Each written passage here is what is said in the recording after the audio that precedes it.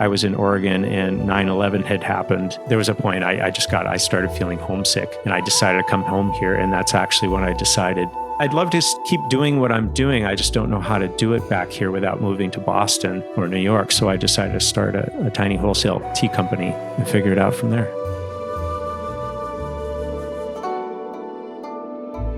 Welcome to Seacoast Stories, a podcast about the people, businesses, and newsmakers that make the Seacoast an American hidden gem. I'm Trey Farkas, and on today's episode, how that tiny tea company became a beloved Seacoast brand. Plus, advice for small business owners on how to stand out in the age of technology.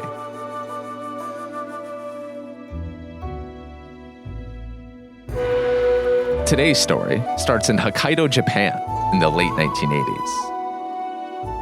A 19-year-old Jonathan Blakeslee is walking around the small city of Obihiro. It's a far cry from his former homes of South Berwick, Northampton, and Portsmouth, and Jonathan wanders the streets of Obihiro, marveling at the old beauty of his new life. He's here because he watched his high school friends get jobs that college didn't prepare them for. So he decided against college and joined the Coast Guard instead. For his 2 years of active duty, Jonathan chooses to serve in Japan. Japanese lifestyle had always fascinated this kid from the Seacoast, so it's no surprise that when he gets to Japan, he's instantly hooked on one particular staple of Japanese culture. And on this particular day, Jonathan moseys into one of the city's many tea shops. When he walks inside, he sees the shelves lined with bags and bags of loose teas labeled in funky Japanese writing. He can't understand what they say, and he doesn't know enough about tea to know what they are, but he can certainly smell them. As he wafts in the aromas, the pretty girls working the counter can't help but notice the nosy foreigner. The girls wave Jonathan over to the cash register, and they show him more of what they have to offer. He listens, he learns, he buys tea, and he leaves the shop that day without any girl's phone number, but instead, a newfound passion. And it's that passion that led Jonathan, nearly 20 years later, to open White Heron, one of the Seacoast's most well-known brands. White Heron started as a wholesale tea company in 2006. After years of selling his tea, and eventually coffee, at farmers markets around New England, Jonathan opened the brick-and-mortar business in Portsmouth in 2013. 7 years later, during the darkest days of the pandemic, he opened a second location in Eliot, Maine. The cafe business makes up 70% of White Heron profits, with the other 30% lending to the still thriving wholesale business. You can find White Heron's products at so many of our favorite Seacoast locations: La Vida Cantina, Jumpin' Jay's, Moxie, Franklin Oyster House, Emery Farm, and so many more. Their teas and coffees are also organic, fair trade, and sustainably sourced. More on all of that later. Also on today's episode, Jonathan and I talk about the insane international origin story of White Heron, the evolution of the business, why the brand is so strong, and also, he tells aspiring coffee shop owners, me, what not to do when opening a shop. But before we get to all of that, we return to Hokkaido, where a young Jonathan is just trying to get by. I did initially land in the Tokyo area. I was stationed in Hokkaido, the northern island of Japan, it's the second largest island. It's kind of like the New England of Japan. It's cold like here in the winter, hot like here in the summer. But I had a unique welcoming experience. So I got off the plane at Yokota Air Force Base, where I had to stay for the weekend until I could fly to the northern island. But it was weird. Like when I got there, I didn't know I was going to have to stay for the weekend. I had barely any money, so I had to figure out shell money out to eat and find a place to stay. But while I was on the base, I remember feeling frustrated and putting some money into a vending machine. And then on top of all the other stuff, the drink didn't come out. And I'm like, oh man. But this little Japanese man, he saw me and he came over and he was like half of my size and I'm not very big. He shook the machine until the beverage fell out and then he handed it to me and bowed. And I thought, this is an okay place. That's amazing. So Japan is where you really started to fall in love with drinking tea. Yeah. And just to backtrack a little bit, what was your relationship to tea and or coffee before you were ever in Japan? Actually, there was in the old days in Portsmouth, there used to be a little cafe that I would go to that you could order cups of loose tea or coffee in the early days, because at one point in Portsmouth, before the 80s, I don't know that you could get a cappuccino or a latte or things like that in Portsmouth. But I remember as a teenager frequenting shops and getting loose tea. So I was particularly intrigued because back here in the 80s, I might have tasted green tea, but it wasn't anything special. So tasting a Japanese green tea grown and plucked in season in Japan was a completely different experience. Well, after you were in Japan, you moved to the Pacific Northwest, which is an area that is known for its coffee scene. And you happened to be there just as when, like you said, Portsmouth didn't really have places where you could get a cappuccino, but the coffee shops scene spearheaded by Starbucks in Seattle really started to popularize the fancy coffee drinks that we all know and love today and made the coffee shop scene what it is. So what was it like being there in the 80s, 90s in Portland and Seattle when coffee and tea was really starting to take off the industry? It was interesting. I mean, I did get a first taste of it back here in Portsmouth because there was Cafe Brioche at the time here, which was great. And then Breaking New Grounds also had, some espresso and things like that. But once I moved out west, it was everywhere. I mean, I was kind of equally interested in tea and coffee. And at that point, I didn't really anticipate a career in either one necessarily. But I remember my first coffee experience where I came to appreciate it in a deeper way. I was a waiter at an Italian restaurant, and there was a brand of coffee, a local coffee roaster that had some shops that we used to carry their coffee, and it was amazing. But one time, the owner roaster came to give us a coffee training at our Italian restaurant. And, he's talking about coffee and coffee roasting and the beans and showing us the proper way to pull a shot and steam milk. And it was my first, because when you step into a shop as a customer, you see things happening. It smells good. It looks cool. But I thought it was great because he really explained just what made it special. Things that it's actually taken until decades later for me to even come to appreciate in a deeper way. And then, so from that point forward, I started really, I remember I used to go to some of the Cafe d'Arte shops and really enjoy things. But I got particularly intrigued by a tea house Kuan Yin in Seattle. And I just happened to live down the street. Sometimes I wonder did I happen to just live there? Because when I moved to Oregon years later, I just happened to move around the corner from the Tao of Tea where I later worked. But as much as I loved coffee, I really got hooked on tea, having left Japan, and I loved in Tea House Kuan Yin. I would go there to read or, write my journal or read a book. And they really had a great selection of teas. And I just kind of fell in love with the feeling and the culture. In fact, there was I don't know if you know who Gary Snyder is. I think he's still alive, but Gary Snyder is one of the beat poets. And there was under the table, I remember at Tea House Kuan Yin, there was a glass tabletop that had like pieces of maps and stuff like that under it. But there was also a snippet of a Gary Snyder poem about coffee, tea. I always had thought of them in different ways. They're completely different things, but there was something about the poem that made me think of them together in a way that, now I'm almost on 20 years of having a tea and coffee company. So this love of Japanese culture, this love of tea, this love of coffee, when did the seeds first start being planted for maybe I would like to open a business centered around these things that I now love? Probably is a combination of things. I went to culinary school in Portland, Oregon. I lived in Seattle for 5 years. which I liked. And then I came back from Seattle. I lived back in the Seacoast for 4 years. And then I thought, I kind of miss being in the Northwest. And so I moved back out there to go to culinary school at Western Culinary Institute. And initially I've worked in the restaurant industry since I was 14, other than time in the Coast Guard.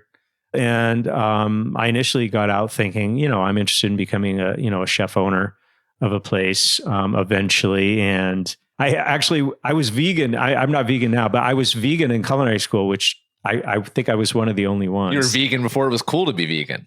Maybe, I don't know. But I remember I was really interested in interning at a vegan restaurant in San Francisco called Millennium. But at the time, it was going to be so expensive. Even if I got a job there, I didn't know how I was going to afford to live there. So I ended up staying in Portland, Oregon. And actually in the 7 years I was there, I worked for 5 of the top rated restaurants. Every year the Oregonian newspaper would name their top restaurants. And I worked for 5 of them. But it was such a volatile industry that by the time I left, I feel like 3 out of 5 had closed. So after I graduated culinary school, I worked in the kitchen of some of these places and I waited tables. And I lived right down the street from the Tao of Tea. I fell in love with the place and I had a friend who worked there. And he just happened to say, I remember saying to him, like, man, I love the vibe here. If you guys ever had an opening, let me know. And they did. They had an opening in the kitchen. The only trick at the Tao of Tea was it was such a shift from working from one of the highest end restaurants in the city to a little tea house. I don't know. I got this crazy idea and I decided to do it anyways. And I took a massive pay cut. But suddenly it was interesting. My coworkers at the Tao of Tea were from, India, Nepal, England, Japan. That's kind of where the seed was planted. I just love my experience there. And if I had stayed in Oregon, I probably would have stayed working at the Tao of Tea for a while. I just happened to get homesick, because there was a point I was in Oregon and 9/11 had happened. I remember waking up, I lived in this bungalow with like 7 roommates at the time, as we all do, as we go through that time in life. But I remember coming downstairs and my roommates were yelling at the TV and I was like, what's going on? And they're pointing at the Twin Towers. And it was a shock for everybody. And I felt like going home immediately, but I just wasn't in a position to do that. So anyways, I stayed in Portland for a few more years, but while I was working for the Tao of Tea, there was a point I started feeling homesick and I decided to come home here. And that's actually when I decided, I'd love to keep doing what I'm doing. I just don't know how to do it back here without moving to Boston or New York. So I decided to start a tiny wholesale tea company and figure it out from there. From your experience working in restaurants all those years, you spoke to the volatile nature of it. What made you think that this was a good idea? Excellent question. I almost didn't do it also. And the only reason I would have been able to do it is like when I was out west, this is one thing that helped me from being in the Coast Guard is that I remember I decided to try to buy my first small house and that I had a veterans guaranteed home loan, whatever the term is. But I decided at an early stage, it was at least smart for me to try to work on buying a house. And at the time I thought I would be in Oregon for a while. But what happened is when I got homesick and I decided to sell it, at first I was worried I would be losing money, but it turned out after 3 years of owning my house, I actually walked away with some money. At that point, I was in my young 30s. It's kind of like I could spend all this time and money going back to school and maybe doing something with it. And I thought, well, I worked in kitchens, I've been waited tables, I've been a manager plenty of times. So I figured, well, worst thing that could happen is it could not go well and I could get a job, no problem. So what was the original vision for the wholesale business that you started in 2006? While I was still in Oregon, once I knew I wanted to move home, I actually decided on the name White Heron, which at the time was just White Heron Tea. And the motivation for that is what? The interesting thing was when I was out west, I remember there's something going on with back pain when I was still in Oregon, and I had gone to see, there was a woman I knew who was an acupuncturist. And in the waiting room for the office, there was this really beautiful print. It was this Japanese print. I don't know how long ago this was created, but it was called Heron and Lotus. And I remember being so taken by this print that I remember writing it down, and years later looking it up, I discovered that a heron in a lot of Asian art is a symbol of longevity and purity. And the organic connection is a coffee bean is basically covered, by the fruit. And so things get sprayed, and it still doesn't mean that it's not, it's still not a great thing when they're sprayed with chemicals and pesticides, but that fruit is removed, the bean is roasted, et cetera. But with tea leaves, if they're getting sprayed with chemicals and pesticides, nobody is scrubbing those little leaves off with a brush to get so sure, but things are going to get rained on. But I just figured if I'm going to start a tea company, I would feel better about starting an organic tea company where I know that I can be serving just the cleanest, healthiest tea leaves available. So White Heron started its wholesale business in 2006. Now, let me see if I get all this right. Organic, fair trade, sustainably sourced. Yes. Can you tell me what each of those three terms mean in layman's terms? Sure. To sell an organic product in the United States, for example, you have to be registered with the USDA National Organic Program, et cetera. So there's certain standards you have to meet. You can't just say, oh, I didn't spray anything on my broccoli, so it's organic.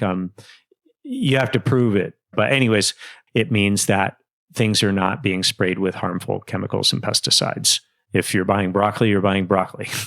And fair trade is basically paying premium to ensure that in the producing countries for tea or coffee or whatever, bananas or whatever the products are, that the workers are paid fairly and living under humane conditions.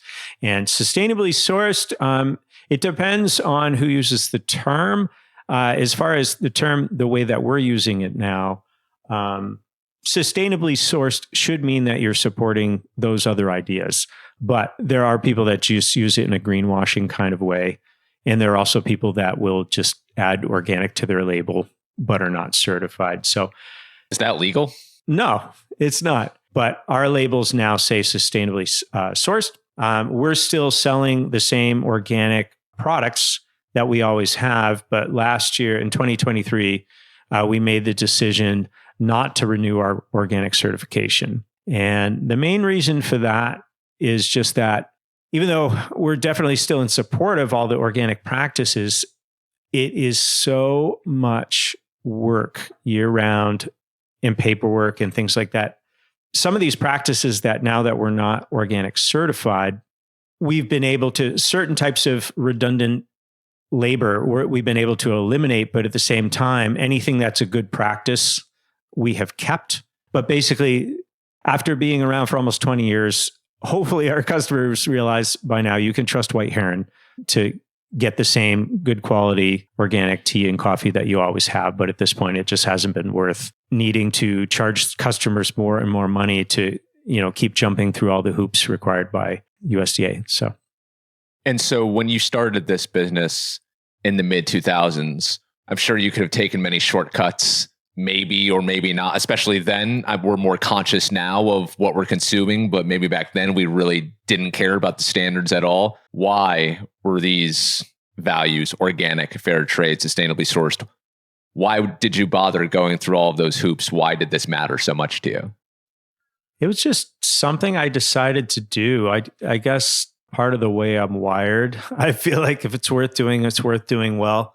And it's one thing, and it's not trying to criticize other businesses or companies that decide not to do those things. But I had a sense of responsibility, feeling like if I'm going to do this, I want to offer the best. You've probably heard that expression, do you want to be the fastest, the cheapest, or the best? Pick two, or something like that. In this case, if I decided, I'll give you an unusual example. If I decided to offer some of the highest quality teas on the planet, et cetera, then I wouldn't have been able to be organic certified. We've always been able to offer, I think, a good selection of great to excellent teas, but certain types, like a lot of the super highbrow teas, you could pay hundreds of dollars a pound for specific jasmine teas or things like that are not organic certified.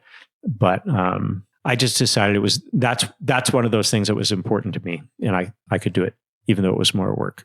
But the interesting thing is I started with a line of 24 teas. Only tea to start, right? Only tea to start. And what's interesting is to this day, a number of our most popular teas are the same teas I launched with in 2006.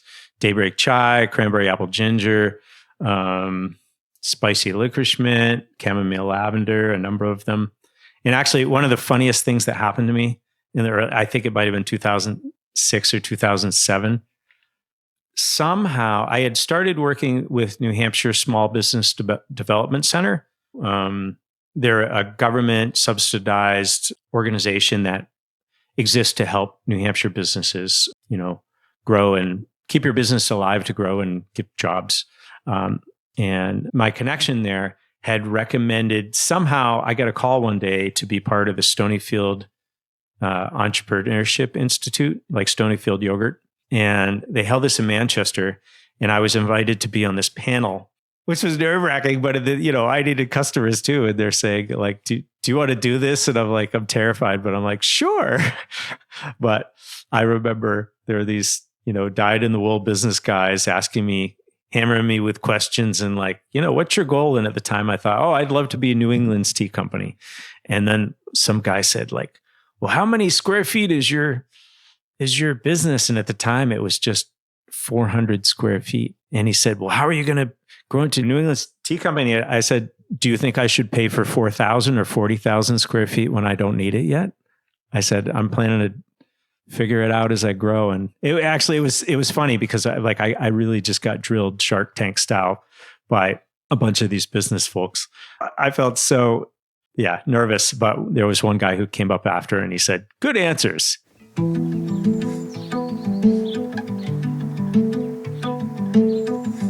Hey everyone, I want to tell you a quick story.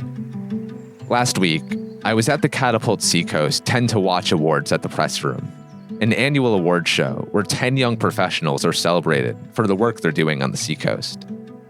I was nominated for the award, but I didn't make the final list of 10. And I was bummed when I didn't hear my name called, but then I reminded myself that I'm a total newbie, that I just moved here last year, and that I've only been hosting Seacoast stories for 5 months. Then, at the end of the night, a fan of the show stopped me.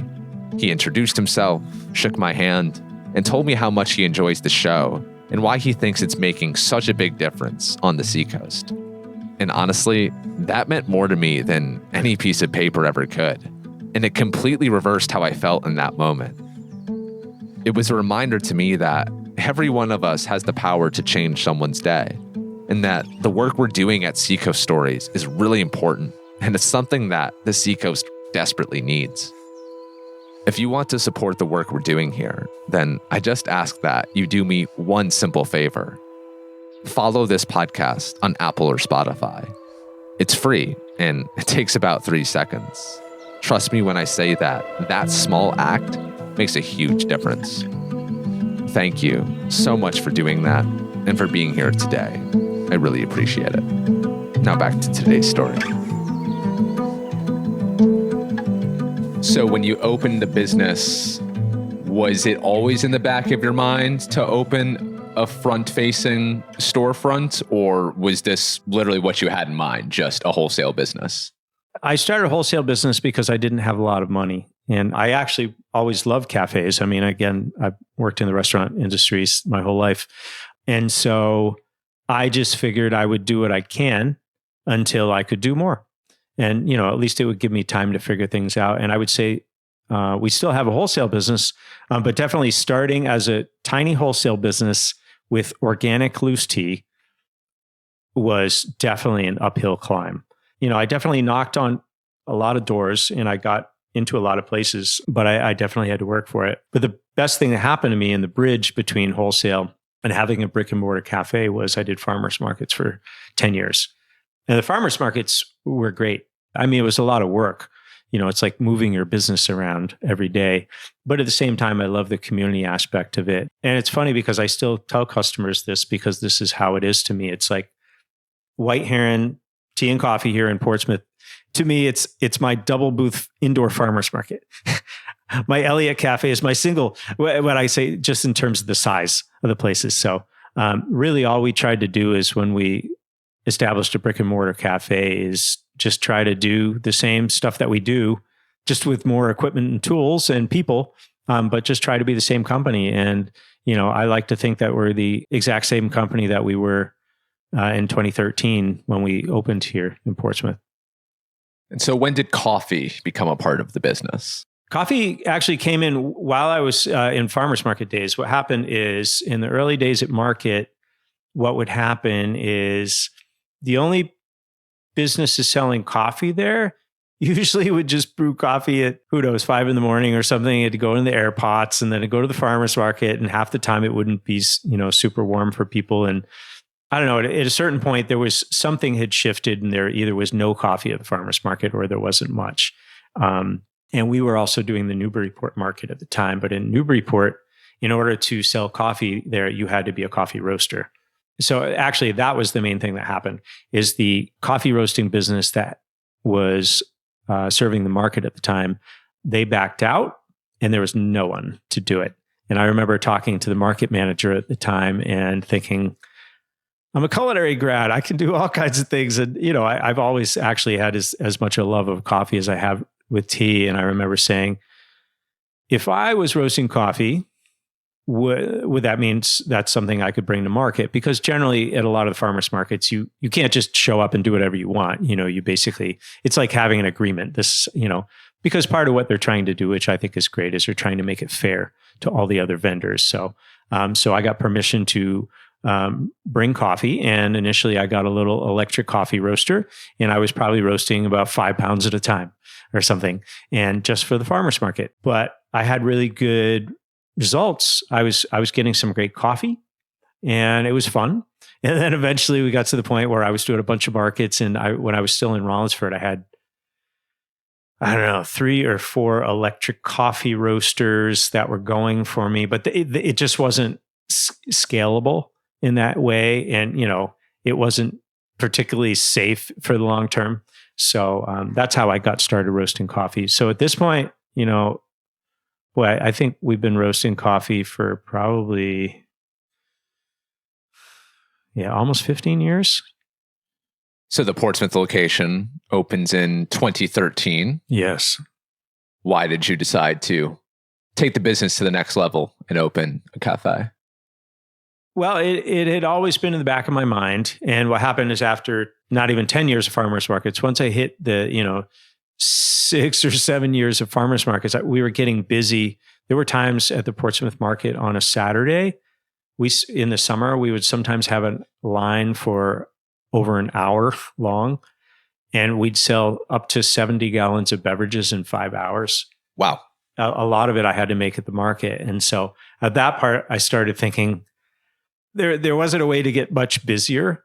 And, it just started feeling like a natural time to make a transition. And because I still wasn't in a financial position to shell out, a bunch of money for, because I was starting to hit a wall with, I needed a real kitchen. I needed a real coffee roaster. I needed all kinds of stuff. And I remember at the time I was still, I remember trying to get a loan for something and the bank was still being fussy about it. And so anyways, I got an idea I ended up talking to local restaurateur Jay McSherry and partnering with him to open White Heron Tea and Coffee Portsmouth as a brick and mortar location. What was the reception from the Seacoast people in the early days of the brick and mortar business? It actually, I feel like coming right out of the gate, I mean, we had customers, people were enthusiastic. There was still a pretty big learning curve in terms of, that's one thing that has changed a lot. I feel like in 2013 in the West End here in Portsmouth, it was mostly, pharmacies, the pharmacy and the grocery store. And, there were a few retail businesses, but it wasn't the West End that people know now that feels like, oh, it's a restaurant section of town, or it's, it feels like the West End is as much a neighborhood of Portsmouth as, there are lots of people that live here and can walk and do all their stuff and, still go downtown, but you can do a lot of things at the West End now, but at the time you couldn't. So coming out of the gate in 2013, the building that we're in now, this used to be a baby furniture store, and it had been I don't know how long it was vacant. It was just some gray building, on Islington Street that just sat empty for a few years. And Jay ended up buying the building and reconfiguring it. And, White Heron moved in. And so it took a while to really get the kind of traction for everything to be, sustainable long term, which it's been for quite some time now. But yeah, that's what happened at the time. The coffee and tea shop is famously not a cash cow. And so just to sustain yourselves, you have to add food to the mix. So did you guys start with food, or when did that enter? Yeah, we started with a menu similar to what we have now. We have more things, but we did, because even in the farmers market days, I had learned that very thing, because when I started in the early days at the farmers market, I was just tea. I wasn't serving tea. And then eventually I was tasting tea for people. And then I was bringing chai. And then I was, I learned over time that in order to even be a sustaining farmers market business, I needed to add food and coffee. And coming out of the gate, we had our all-day breakfast wrap, which we used to serve at the farmers market and still is one of our most popular wraps. But yeah. Now I want to pause the story because you also opened an Eliot location in 2020, which interesting timing. I have 3 dreams in my life, Jonathan. I've accomplished 2 of them. Okay. One was to produce a documentary. I did that at ESPN. 2 was to publish a book. I did that last year. 3 is to open a coffee shop. I love coffee shops, Jonathan. I love going to a coffee shop with good vibes, sitting down for 2 hours, reading a book, writing, or I just love going with a friend, really getting to know someone, really interviewing them podcast style, but just without microphones, with a hot beverage. I'm a snob. I like everything black. I like an Americano. I like just a dark roast as possible. I love coffee. It's really become a big passion of mine, huge part of my morning routine. And so I've always wanted to open a coffee shop and design it in the way that I like. Now, if I were to come to you, if you were my advisor and I have this crazy dream of opening a coffee shop, and I say, Jonathan, I want to open a coffee shop, what would your response be to that? Or if I came to you for advice, what would be the first thing that you would say to me? That's a good question. I'll give you not a coffee shop specific example, but I can tell you that one of the best ways to succeed in a coffee shop or in the restaurant business is to work in it for a while. You don't have to have worked your whole life in the restaurant business to succeed, but there are a few different restaurateurs I worked for that had never worked in the industry whatsoever, but they had money to open something. And it was like a pet project. And that became difficult. And so some of these places didn't last. So anyways, I feel like one of the things but especially as a diehard coffee patron, one of the things that you would be looking for is you want people to feel the same way that you do. I don't think of myself as the boss or the employer, although apparently that's what I am. But even in that sense, I try to model the best working experiences I've had, the best places I ever worked. I try to make a company that runs like that. I feel like in this day and age, having an authentic human scale experience is very important. And I don't feel like you get that everywhere. You can get great coffee or you can get all kinds of great stuff at all these places, but do you feel like everywhere that you go, do you have a unified experience? Do you always feel like, okay, if you have a great cup of coffee and a great baked good or sandwich, something like that, do you always feel like you're getting friendly service? Not necessarily. I mean, every place you go, I've gone to a lot of shops. I'm not a person that's really a regular anywhere. I'm just, sure. I love being a first timer everywhere. Yeah. So every place is different. Every place has different values or businesses going one way on certain days. So I don't necessarily always get the human emotional connection experience that I'm definitely looking for at all the places I go to. But a good cup of coffee or a good pastry can really it all make helps. up for that. It absolutely all helps. Now, why do you say that's something that's lacking? Anyway, I guess what I'm saying is I think it's important. I think that as the world gets busier and more impersonal, you don't have to make chit chat with every customer. Or, I feel like it's meeting people where they want to be met. That's something I think I learned from being a waiter. When I was a waiter and, I might have 5 tables and I could tell, oh, these people are on a date. They don't want me to talk to them. They want everything that they want when they want it, but they don't want me there. That's okay. And these people, they want to make chit chat. They want to ask questions about the restaurant. I think in a nutshell, what I'd say is the people aspect of it, I think is a big deal. If you have good products, that's great. But I feel like the way to bring it home is customer service and being personable. It's just really important to remember that these folks are, we want them to come back. That's where jobs are created, et cetera. The trend toward things getting impersonal. I heard you on a recent episode of a really cool podcast, Restaurant Unstoppable. And you and the host were talking about, technology, AI is invading every industry right now, and the restaurant industry is no different. You were talking about kiosks and whether you would ever implement that because it is more efficient, things can get done faster. You'd have to have fewer employees. So it may be if we're just talking about dollars and cents, it might be a good business decision, but something pure is lost in all of that. And you said that you are very slow to adopt new technologies. And then that human interaction is a really important part. So I'm just wondering, as you think about the future of White Heron, where do you stand on technology that may bolster the business in some ways, but may hurt it in other ways? I think for us, it's kind of like, actually, it's funny. I'm glad you asked this too, because I'm glad he asked that as well, because it got the wheels turning and realized like, we're not anti-technology or anything like that. We just like to take our time and figure out like, at some point, if we ever did have a kiosk, I don't ever see us having the point where it's like, oh, you don't see any staff and it's all robots doing anything like that.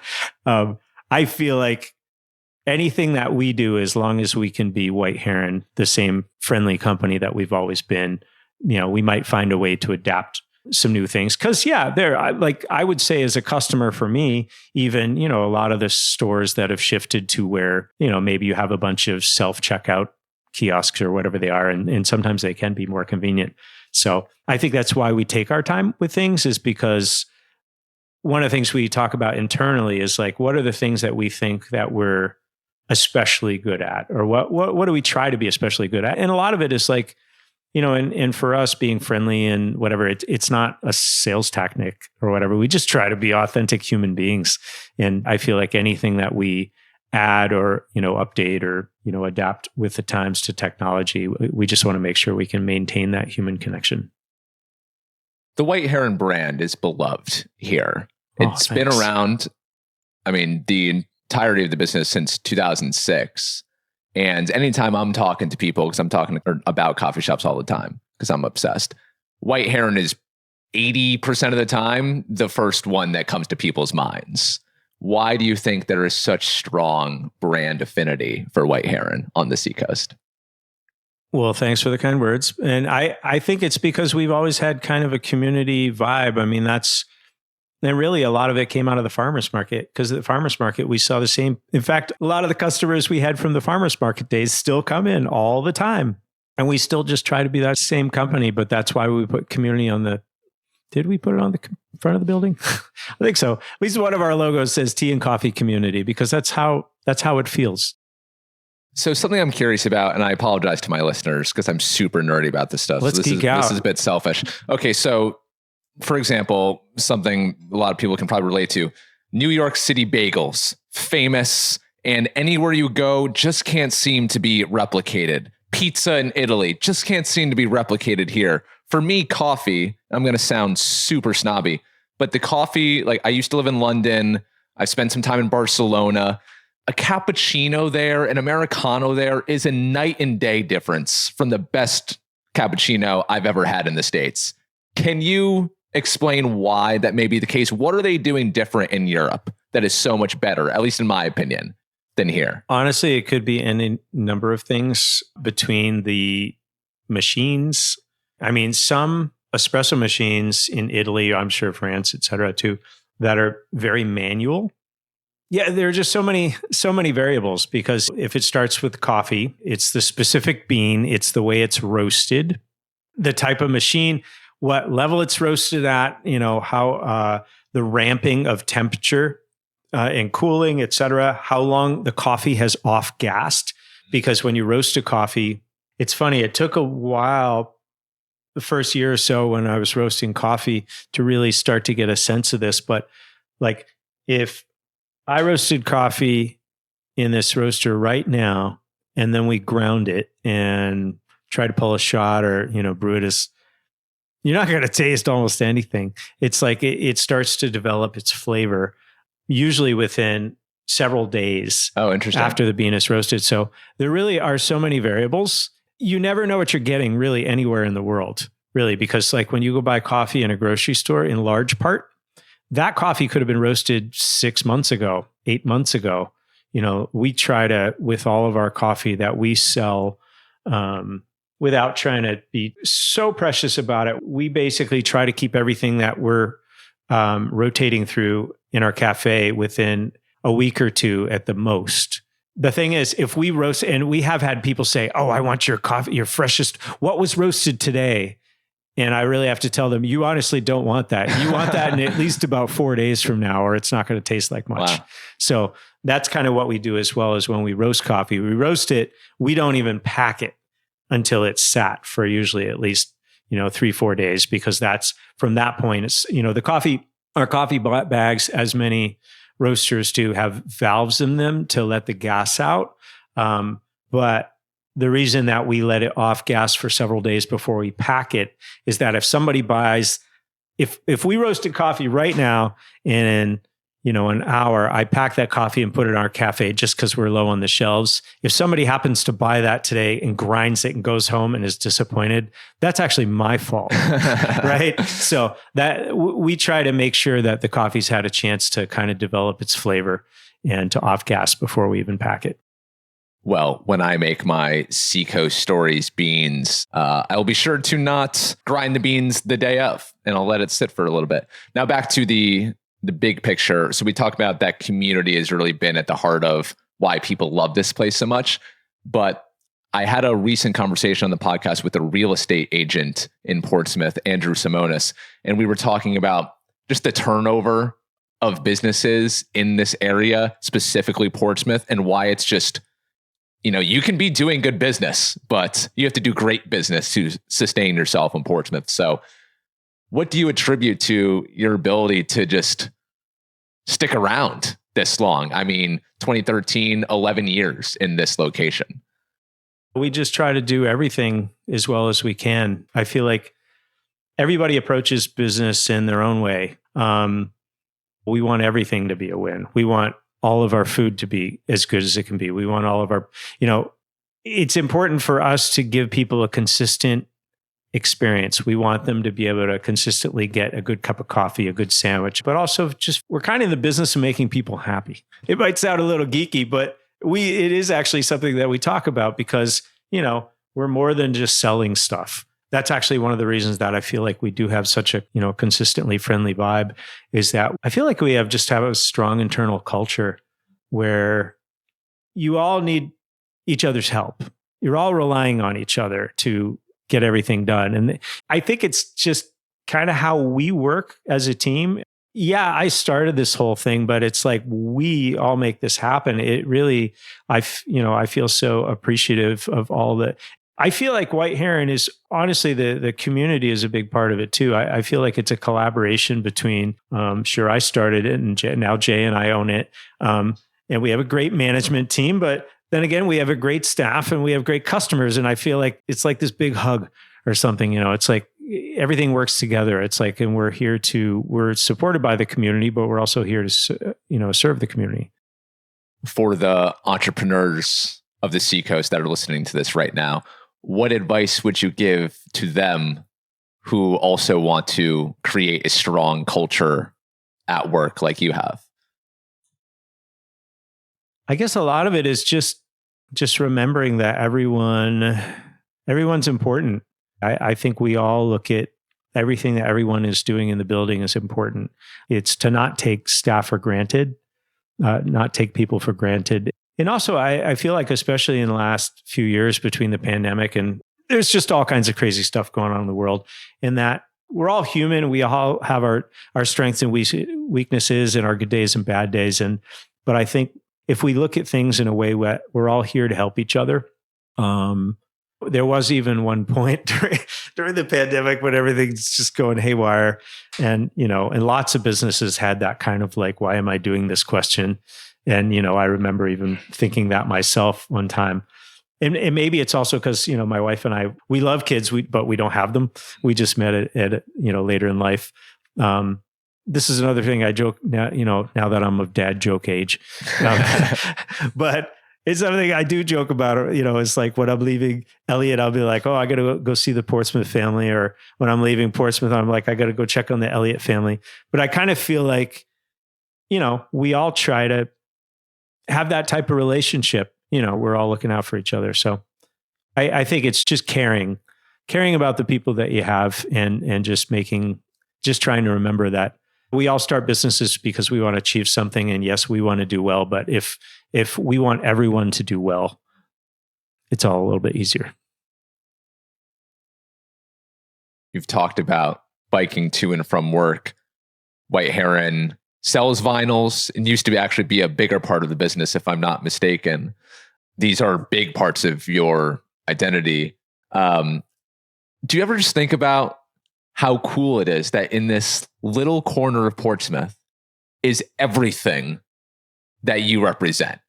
Next to Papa Wheelie's, a bike shop. Yep. You bike to and from here. You're selling coffee and tea, something that is very personally meaningful to you and your life story dating back to your days working in the Coast Guard in Japan. Do you ever think about just how representative this place is for who you are as a person? I did think about something like that recently. My friend Tim is a mechanic at Gus's Bike Shop in Northampton. And a couple of weeks ago, Treeline Outfitters, one of my business neighbors here. We love Treeline Outfitters. Yeah, Cody and Emily are great folks. But Treeline Outfitters had a ride that it'll head down the Seacoast Greenway towards where Tim works. And Tim had gotten out of work. And I said, "Oh, hey, Tim, how was your day?" And he said, like, how was work? And he said, "Oh, it was work." He said, "But then again, I work with bicycles, so I guess it was a pretty good day." And I loved that he said that, because I thought to myself, we all have stressful days, but I was thinking, gee, I get to work with tea, coffee, snacks, cool people. I think things are probably pretty good. So, have to close the loop on this. We've danced around it. You opened the Eliot location in 2020. Yeah. A lot of people were closing businesses in 2020, not necessarily opening them. Why did you decide to do that? Well, it's a good question. And, I had to weigh that a bit, but basically before 2020, or around that time, my friend Mark and I had purchased the little building in Eliot where the White Heron Main Cafe is. And I had, at one point, we were trying to figure out what to do with the garage space. It was like a 2-bay garage, clean garage. It used to be a heating and air conditioning company that was in there. So it was just clean storage for them. But we were trying to figure out what to do. And at first, my friend Mark was saying, "I know, we rent it out to an auto body shop." And I'm like, then this property will always just be full of broken trucks and cars. I said, why don't we see if we could rent it out to somebody that wants to do a cafe? And then we were talking and he said, "Well, why don't you do it?" And I was thinking, oh, I don't know if I want to do another cafe. But then I was thinking, my wife and I live in Eliot, and it just felt like something that it would be a nice addition to town. So that's what happened. But so prior to the pandemic, I got the ball rolling, and it took, 3-4 months or something to, because it was a change of use for the building. So I had to jump through a lot of hoops just to get, approved to be able to do that.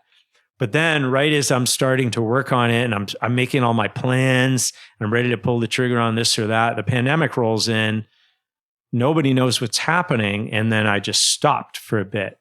And then we just got far enough in the pandemic that I was talking to Mark and we were going to have to I either just needed to do it and try my luck, or because, we were paying for the mortgage out of pocket for that space. And so I either needed to do something or we needed to rent it out to someone else. And I thought, well, this is very risky, but I think I'm going to try to do it. And, worst case scenario, if it doesn't work out in a year or two, I can figure it out then. So my wife and I opened White Heron, Maine in October of 2020. And, even with the pandemic, we were pretty lucky about a number of things coming out of the gate. We really had an interesting opening staff because a bunch of former White Heron staff from Portsmouth that had, maybe moved on to school or we were doing other things in life. Well, the pandemic displaced them from, people that might have been to school in New York or suddenly came home. People weren't sure what to do. So our starting staff at White Heron, Eliot, was a number of folks that used to work for us in Portsmouth. Yeah, it was definitely, we were not busy. It took a little while to get going, but I guess I'm just stubborn enough from having done, had White Heron since 2006 that I thought, well, I think we can do it. It's just going to take time. So in the year 2024, with nearly 20 years of White Heron experience under your belt, different iterations of the business, and now the main location as well. If you could tell 2006 freewheeling Jonathan, if 2024 Jonathan could speak to 2006 Jonathan, what would you say to him? Boy, good question. Well, I would have told myself that I needed to, that I was probably going to need to start roasting coffee and add food as soon as possible. Because in the early days, it was fun, trying and experiment, trial and error. Starting with a wholesale tea company, but it was definitely the way that wholesale works for us now. We're still a relatively small company compared to, definitely a Starbucks or something like that. But we mostly, like a wholesale, we mostly supply other businesses about the size of ours and, small, sometimes small grocers and things like that. But it was definitely an uphill battle for me to be able to do enough volume at the time. But really just realizing, if I was telling younger me what to do, I'd be like, hey, dude, just so you know, you might want to, I was okay. I started doing farmers markets in 2006, but even if I could tell myself, as soon as possible, start selling, serving tea and roasting coffee and making what you can for food. And it will shorten the amount of time it gets to a point where you can be sustainable. Final question for you. We ask this same final question at the end of every episode to every guest every week, and I'll ask it to you. Okay. Jonathan, what is the mission that you are on in your life at this very moment? I feel like just to be a creative person and to leave the world better than I found it. That's Jonathan Blakeslee, the founder and owner of White Heron Tea and Coffee, which has locations in Portsmouth and Eliot. The best way to support them is to pop in for a visit. Personally, I enjoy their cappuccinos and would love to grab one with any of you at any time. That's it for this week's episode. Remember to review the podcast on Apple, and as always, a reminder that if you see me around the Seacoast this week, perhaps working at White Heron, reading a book by the Cozy Fire at Hearth Market, or when I'm grabbing a pint at Treeline, please stop me and say hi. I would love to hear your story. Until next week, everybody, live free or die.